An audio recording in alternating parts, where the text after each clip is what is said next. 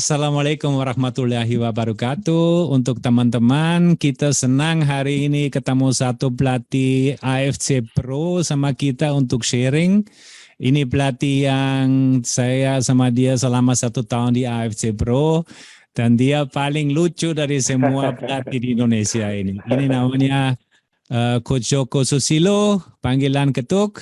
Terima kasih Coach Joko. Siap, terima kasih juga Bob Keng.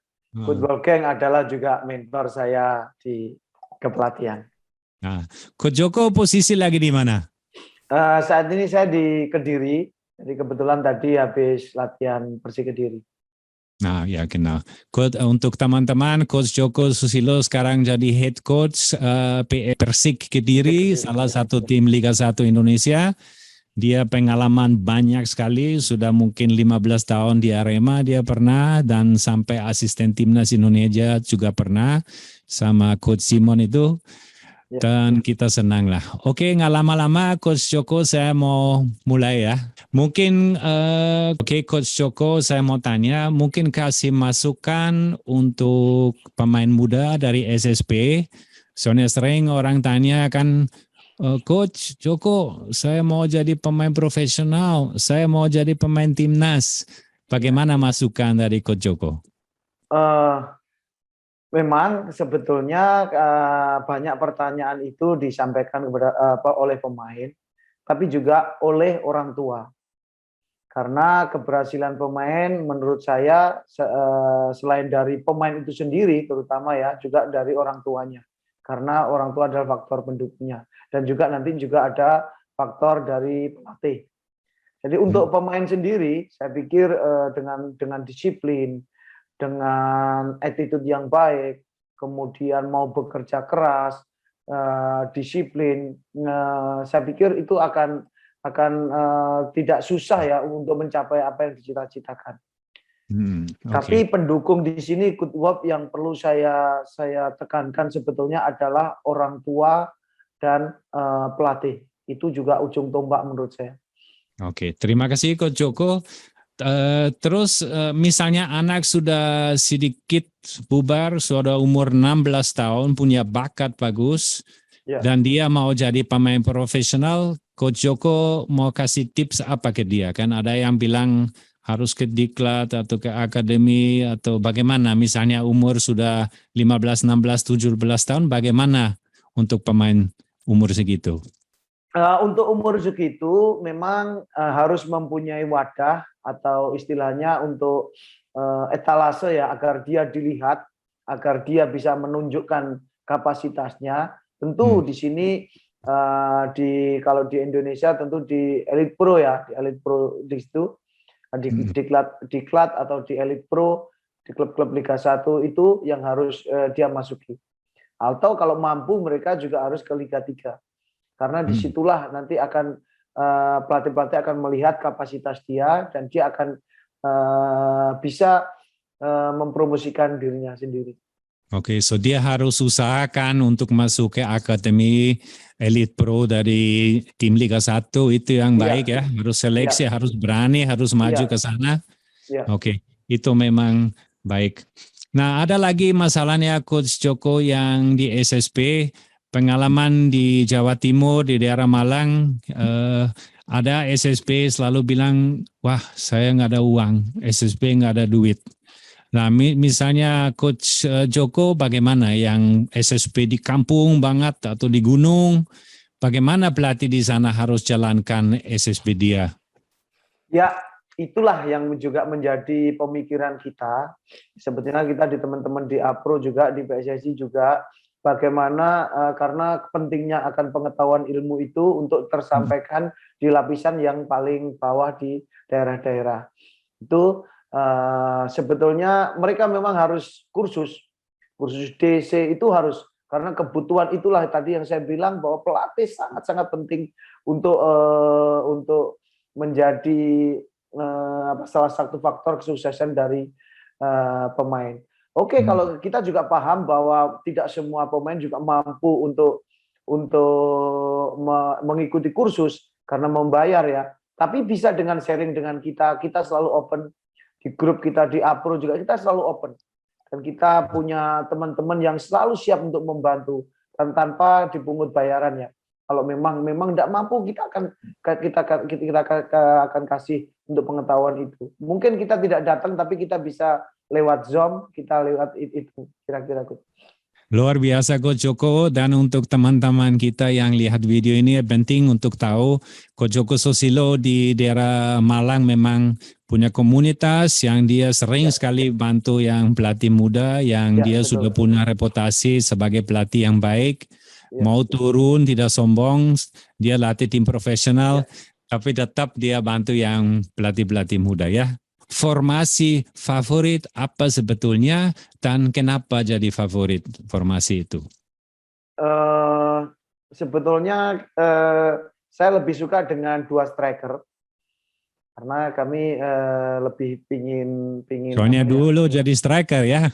Iya. Itu masalahnya. Iya, karena kalau 2 striker yang saya pasang itu bisa jadi di hybridnya ya, di perubahannya itu. Di sistem itu bisa menjadi 3, bisa menjadi 4 itu. Tapi kalau 1 biasanya perubahannya ke 2 atau ke 3. Nah, saya ingin lebih proaktif. Jadi di filosofi saya ada proaktif, jadi lebih menyerang. Suka formasi 4-4-2 suka sebetulnya. Iya betul. Tapi kembali lagi semua harus kita sesuaikan. Saya sesuaikan dengan materi karena di Indonesia kita tidak bisa memilih. Kita mau memilih ini karena jujur keterbatasan pemain kan. Karena itu keterbatasan itu yang kita terpaksa harus memodifikasi sistem yang akan kita artinya sekarang rahasia sudah keluar, nanti Kediri selama musim main 4-4-2. Dua di atas. Jadi enggak, pemikiran saya ada 2 di atas, yang di bawahnya itu yang masih dalam negeri. Ya, rahasia lah. Oke.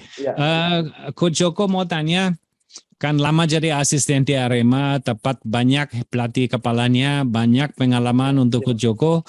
Dari semua pelatih sebagai pemain atau sebagai asisten pelatih juga, siapa jadi pelatih favorit 3 orang dan kenapa mereka jadi salah satu favorit? Apa lebihan mereka? Sebetulnya saya tidak punya favorit, tapi saya jujur di pelatih-pelatih itu mempunyai karakter dan mempunyai kelebihan masing-masing. Itu karakter yang seperti apa? Sangat-sangat contohnya ada yang pelatih itu dengan psikologisnya, kemudian ada pelatih dengan strongnya, dengan disiplinnya, kemudian pelatih dengan variasi programnya. Jadi itu saya pikir plus semua. Jadi saya lebih suka semua itu, saya pakai, saya catat untuk diri saya. Nah, artinya betul-betul coach ambil yang terbaik dari semua pelatih jadi bagian dari Coach Joko sendiri, itu kan? Iya betul.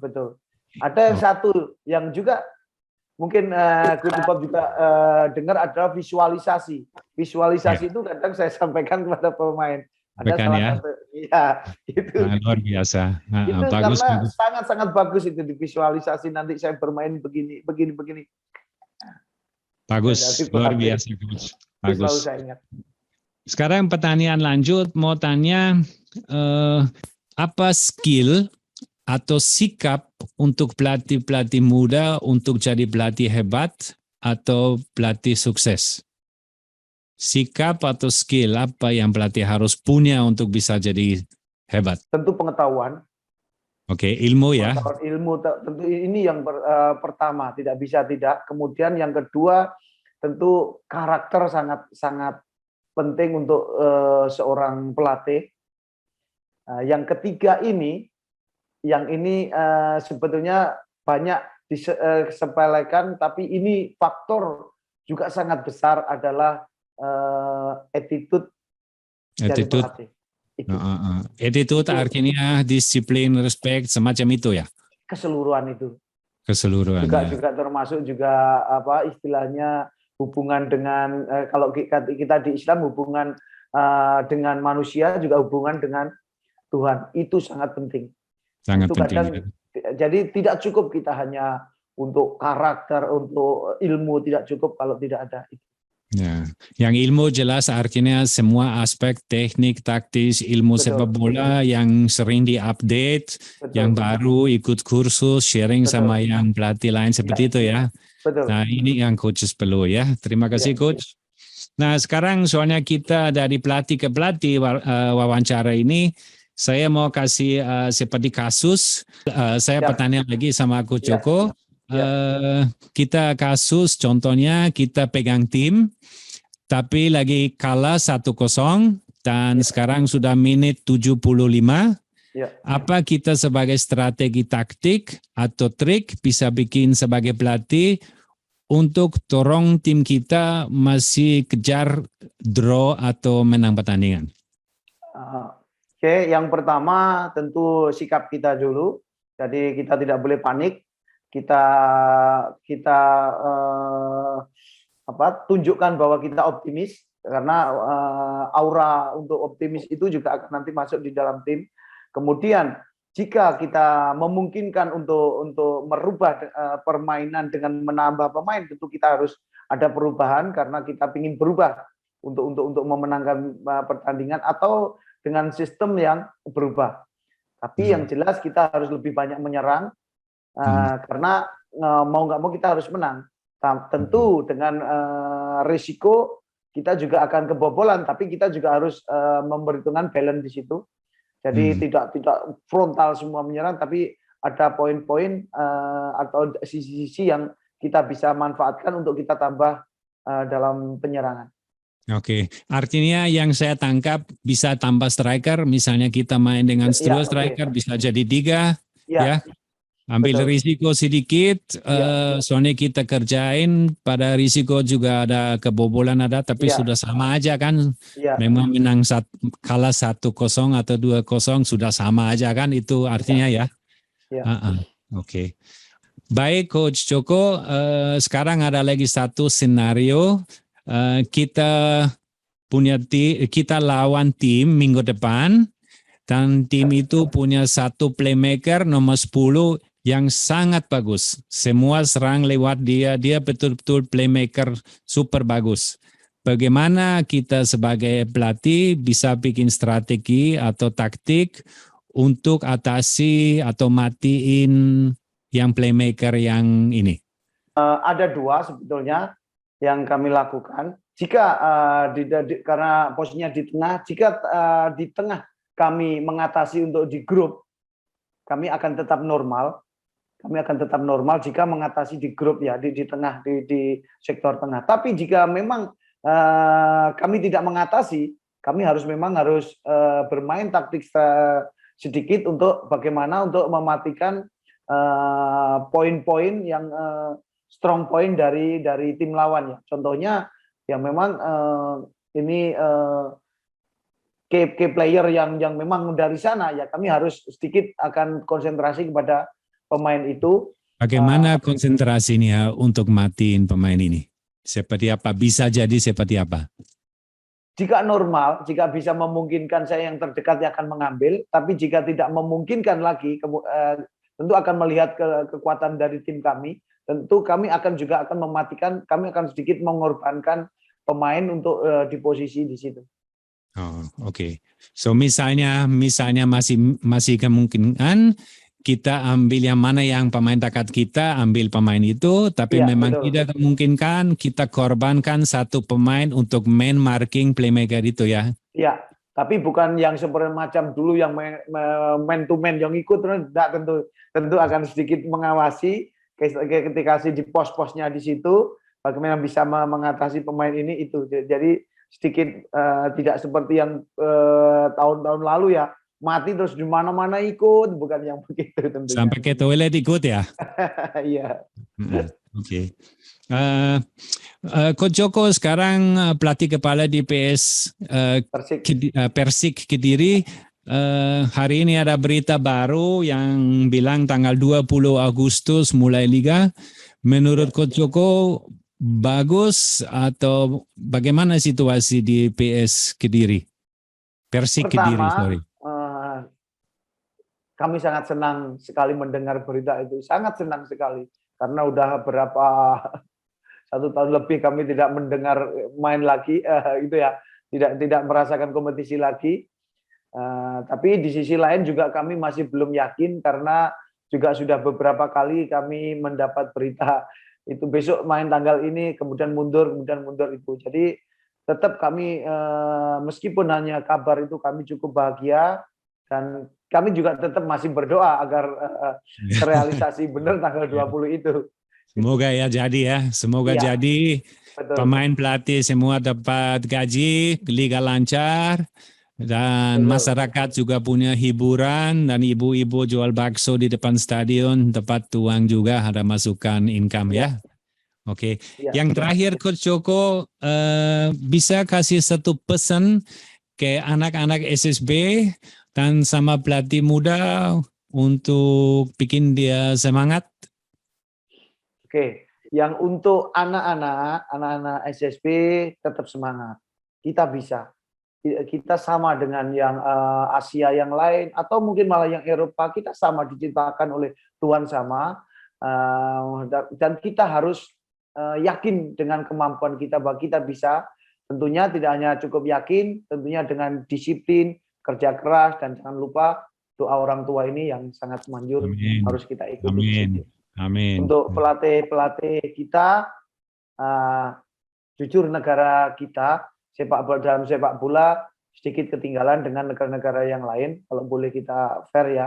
Tapi kita bisa mengejarnya asal dengan tentu dengan kerja keras, atau istilahnya kita harus berlari untuk mengejar ketinggalan itu. Ilmu sepak bola selalu upgrade, selalu berkembang, jangan hanya cukup di situ, terus belajar. Dan kita sebagai sesama pelatih ya, sama pelatih kita akan selalu open, terbuka untuk diskusi, untuk bicara, untuk kemajuan sepak bola Indonesia. Oke, bagus, luar biasa Coach Joko, memang hebat. Coach Joko, senang sekali kita bisa ketemu. Saya mau bilang selamat sukses untuk Coach Joko Susilo. Selamat sukses untuk PS Persik Kediri. Dan dengan ini saya bilang Assalamualaikum warahmatullahi wabarakatuh.